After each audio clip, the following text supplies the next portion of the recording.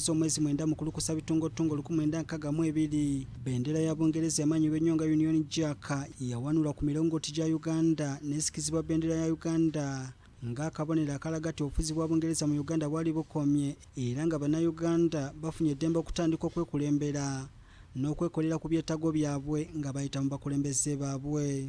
Kasookedde nga Uganda efuna bwetwaze esanze okusomozebwa okw'enjawulo n'okusingira ddala mu bukulembeze ekibaviiriddeko okuyiwa omusaayi era nga mu ntalo zino obukadde n'obukadde bw'abantu baluguzemu obulamu.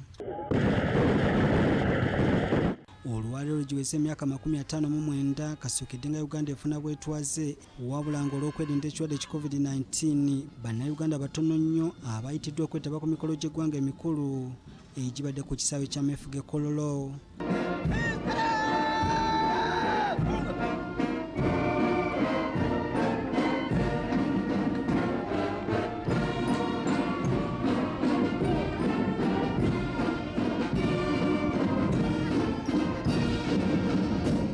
Omukulembeze eggwanga Yoweri Museveni Kaguta yabadde omujaguzi omukulu era asinzidde wano n'addamu okulabula bannayuganda naddala abatambula emitala w'amayanja ku kirwadde ki COVID-19 kyagambye nti kyazuuliddwa ne mu bamu ku bantu be yatambudde nabo mu lugendo lwe yabaddeko mu kibuga Dubai ne mu ggwanga lya Ethiopia.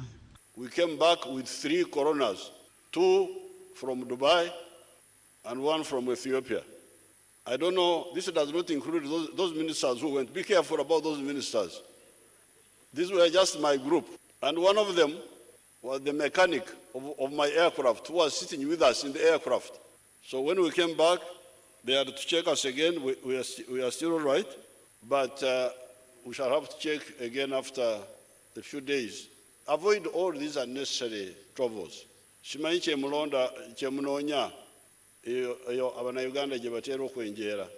Museveni era asuubiza nga gavumenti ye bwegenda okulafuba n'okulaba ng'esitula ebyafuna by'eggwanga ng'eyita mu kutondawo emirimu okunyweza obutebekevu bw'eggwanga okuzimba amakolero n'ebirala nga mu kino agamba nti amafuta ga Uganda aganaatera okutuusibwa ku katale ga kuyamba kinene nnyo okulaba ng'eggwanga livvuunuka eddubi ly'obuwavu bwe litubidde akadde kano.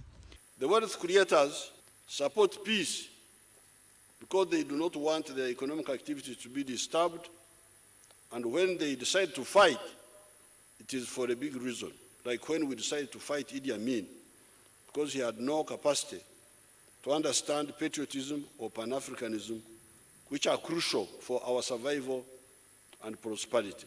Babamu ku bakulu mu gavumenti baweze okulaba nga bakwasizamu okutwala eggwanga mu maaso mu kisanja kino nga bayita mu kulwanyisa enguzi n'okunyweza ebyokwerinda by'eggwanga. Pulezidenti tumuwagira ku lutalo ogwalimu ogw'okugwanisa enguzi kubanga twagala ffenna tukolere wamu tulabe nti Abannayuganda babeere bulungi. Lugendo lunene nnyo lwe tutambudde okulaba nga tusobola okuba ne sukaali n'okuba ne sabbuuni twekolera tuzimba amayumba gaffe. Nga Uganda ejaguza obwetwazi bwayo bw'emyaka 59 omukulembeze eggwanga aliko kati Yoweri Kaguta Museveni asobodde okubeera nga akulemberako emyaka 35 era ekisanja kino ekinagwerako Museveni ajja kuba ajaguza emyaka 40 nga mukulembeze wa ggwanga ate Uganda ejja kuba ejaguza emyaka 64 kasookedde nga efuna bwetwaze wabula mu bbanga lino lyonna Uganda tefunako mukisa kubeera nga ekyusa obukulembeze mu mirembe era mu kifo kino etuli Kololo ewakolebwa emikolo gy'okulayizibwako omukulembeze w'eggwanga twabeerangawo omukolo gwonna ng'omukulembeze omu akwasa muno obukulembeze. Nze Robert Nestre Kayongo, BBSKATI Kololo. Webale nnyo Robert Nestre Kayongo mu mbeera